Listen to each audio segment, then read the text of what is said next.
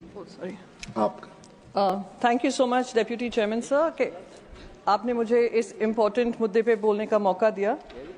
Sir ऐसी बहुत सारी बातें कही गई डिफ़ॉल्टर्स के बारे में, लोन राइट ऑफ के बारे में, बहुत सारी चीज़ें। मैंने सोचा कि मैं अपना पक्ष कुछ बातें रखूंगी क्योंकि ये जो बिल आया है अमेंडमेंट के माध्यम से आया है, इस भाव से आया है कि आम आदमी को किस तरीके से उनको और उनके बैंकिंग सिस्टम में सुरक्षा मिली जा सके, पर बनते बनते ऑन ग्राउंड ये सब खास आदमियों के लिए बन जाता है।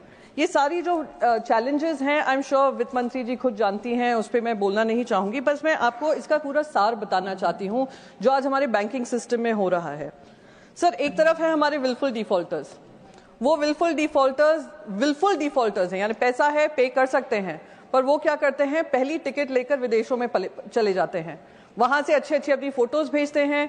कुछ विलफुल डिफॉल्टर्स हैं जो कहते हैं हमने तो इंडियन सिटीजनशिप भी त्याग दी है, नए कंट्री के सिटीजन बन जाते हैं, फिर हमारा देश जागता है, हमारी सरकार जागती है, फिर उनकी सिटीजनशिप रद्द कराती है।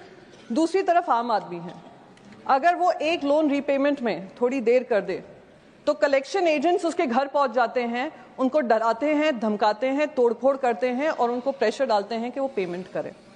ये जो हमारे खास आदमी और आम आदमी की स्टोरी चल रही है सर दूसरी तरफ लोन्स राइट ऑफ हो रहे हैं। कितने लोन्स राइट ऑफ हो रहे हैं उसका आंकड़ा आई एम श्योर वित्त मंत्री अच्छे से जानती हैं, मैं उसमें पढ़ना नहीं चाहूंगी, वो नाराज हो जाती हैं बार बार हम जब बोलते हैं, पर हैं राइट ऑफ हुए हैं।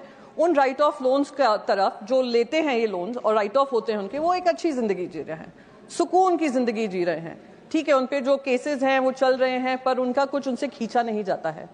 दूसरी तरफ हमारा जो आम आदमी है वो गारंटी पे गारंटी दे देकर, डॉक्यूमेंट्स पे डॉक्यूमेंट्स दे देकर एक लोन पाने की कोशिश करता है। आप स्टूडेंट लोन देख लीजिए, आप एजुकेशन लोन की तरफ देख लीजिए, फार्म लोन की तरफ देख लीजिए, मैं उस पर जाना नहीं चाहूंगी, आंकड़े मैडम के पास होंगे ही।